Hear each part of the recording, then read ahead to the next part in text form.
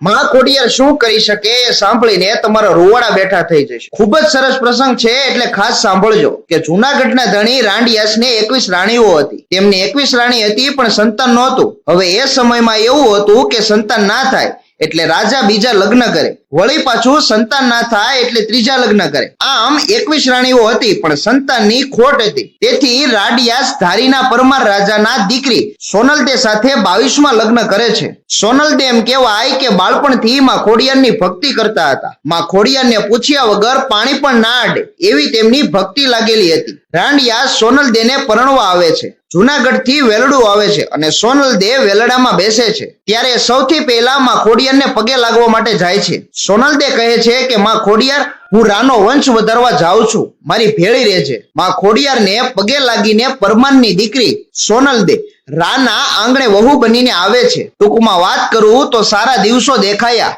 અને સોનલદેના શ્રીમતના મુહૂર્ત લેવાયા। ત્યારે રાંડિયાસની આગળની 21 રાણીઓ ભેગી થઈને વાતો કરે છે કે સારા દિવસો દેખાણા છે અને હવે સોનલદે દીકરાને જન્મ આપશે તો આપણે 21 રાણીઓ અણમાનીતી થઈ જઈશું। કારણ કે એ સમયે એવું હતું કે રાજાની કોઈ એક રાણી દીકરાને જન્મ આપે એટલે બાકીની બધી રાણી અણમાનીતી થઈ જાય। ટૂંકમાં વાત કરું તો બધી રાણીઓ ભેગી થઈને વાત કરે છે કે સોનલદે દીકરાને જન્મ આપશે તો આપણે અણમાનીતી થઈ જઈશું, હવે શું કરવું? ત્યારે એમ કહેવાય કે જૂનાગઢના ગીરમાંથી અઘોરી બાવાને ગોતવાનું વિચારે છે। માણસોને કહે છે કે જેટલા સોના મહોર જોઈએ એટલા લઈ જાઓ, પણ કોઈ અઘોરી બાવાને ગોતીને લઈ આવો। અઘોરી બાવાને ગોતે છે અને કહે છે કે તમે જેટલું માગો એટલું ધન આપીએ, પણ સોનલદેને પ્રસૂતિ ના થવી જોઈએ। ટૂંકમાં વાત કરું તો તાંત્રિક વિધિથી અડદનું પૂતળું બનાવે છે। 21 રાણીઓને કહે છે કે આલ્યો આ અડદનું પૂતળું ધરતીમાં ધરબી દો। અઘોરી બાવા કહે છે કે જ્યાં સુધી આ પૂતળું ધરતીમાં હશે ત્યાં સુધી સોનલદેને પ્રસૂતિ નહીં થાય। પછી તો એમ કહેવાય કે દિવસો વીતવા લાગ્યા છે। ધીમે ધીમે 9 મહિના, 12 મહિના અને એમ કરતા કરતા 9 વર્ષનો સમય વીતી જાય છે। પછી તો સોનલદેનું માત્ર પેટ દેખાય છે, શરીરમાં કંઈ બચ્યું નથી। 21 રાણીઓ આવીને રાજાને કહે છે કે તમે પીડાને પરણીને આવ્યા છો, અરે આના પેટમાં સંતાન નથી, કોઈ બીમારી હશે।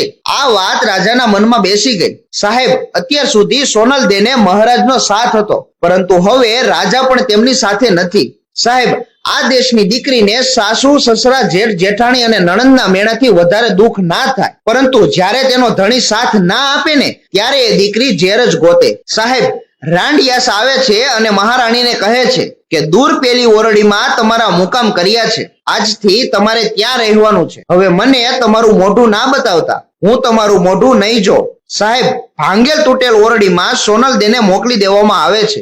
હવે શું થાય છે એ ખાસ સાંભળજો। અડધી રાતનો સમય છે, દીવો જગે છે અને ત્યારે પોતાની સાથે આવેલી વાલબાઈ નામની દાસીને સોનલદે બૂમ પાડીને બોલાવે છે। વાલબાઈ, એ વાલબાઈ। હા બા, બોલો ને।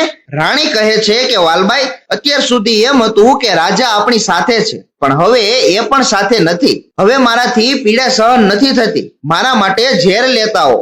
રાત વીતી જાય છે, સવાર પડે છે। બીજી રાતે ફરી પાછા સોનલદે વાલબાઈને બોલાવીને કહે છે કે તમે ઝેર લાવ્યા? હા બા, લઈ આવી, પરંતુ મારી એક શરત છે, એમાંથી અડધી તાહળી મને આપજો, નહીતર હું તમારા વગર ક્યાં જઈશ। સાહેબ, અડધી રાતનો સમય છે, તાહળીમાં ઝેર ઘોળે છે અને ધ્રુજતા હાથે દાસી આ તાહળી સોનલદે સામે ધરે છે। સોનલદેના હાથમાં ઝેર ભરેલી તાહળી આવે છે। આંખ બંધ કરી અને સોનલદેને ગળધરા વાળા ખોડિયારમાં યાદ આવે છે અને કહે છે કે હે માં ખોડલ, હું તમને પગે લાગીને આવી હતી, અરે તું મારી માં છો।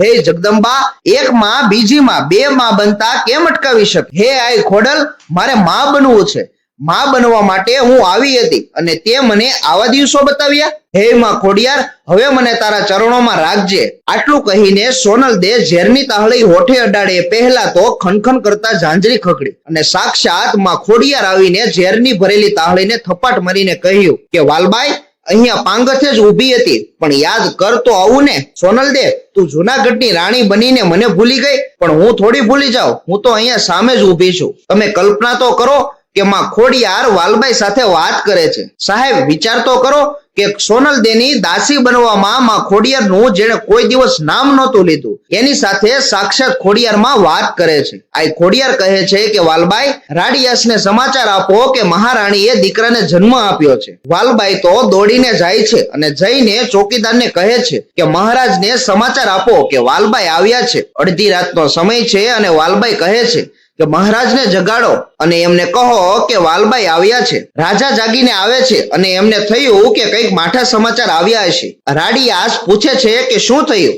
ત્યારે વાલબાઈ કહે છે કે મહારાજ, અમારા પરમારના દીકરી સોનલદેએ 9 સોરઠના ધણી રાડિયાસના પટરાણીએ રાણા વંશને જન્મ આપ્યો છે. આટલું સાંભળીને રાડિયાસ કહે છે કે અરે વાલબાઈ, આ તમે શું વાત કરો છો? રાજાએ તો ડોકમાં સોનાની માળા હતી એનો વાલબાઈ સામે ઘા કર્યો અને એટલું કહ્યું હતું કે વાજા વગડાવો, રાનો વંશ આવ્યો છે. સાહેબ, અડધી રાતે ઢોલ વાગ્યા એટલે પેલી 21 રાણીઓ હતી એ ઝબકીને જાગી ગઈ. ખબર પડી કે સોનલદેએ દીકરાને જન્મ આપ્યો એટલે રાણીઓ વિચારે છે કે પૂતળું દાટ્યું એ સડી નહીં ગયું હોય ને, ચાલો જઈને જોઈએ. 21 રાણી પૂતળાને જોવા માટે જાય છે. પેલી બાજુ 21 રાણીઓ પૂતળાને જોવા માટે બહાર કાઢે છે અને આ બાજુ સોનલદેને પ્રસૂતિ થાય છે. સાહેબ, તે દિવસે પ્રસૂતિ સમયે માં ખોડિયારે રાણા વંશને ભેળિયામાં ઝીલી લીધો હતો. અરે જેની પ્રસૂતિ માં ખોડિયારે કરાવી હોય એમાં શું ઘટે હે બાપ? એ દીકરાનું નામ નવઘણ પાડવામાં આવ્યું. ઘણનો અર્થ થાય છે ચોમાસું. એવા 9 ચોમાસા પછી આ દીકરાનો જન્મ થયો. તેથી માં ખોડિયારે કહ્યું કે સોનલદે,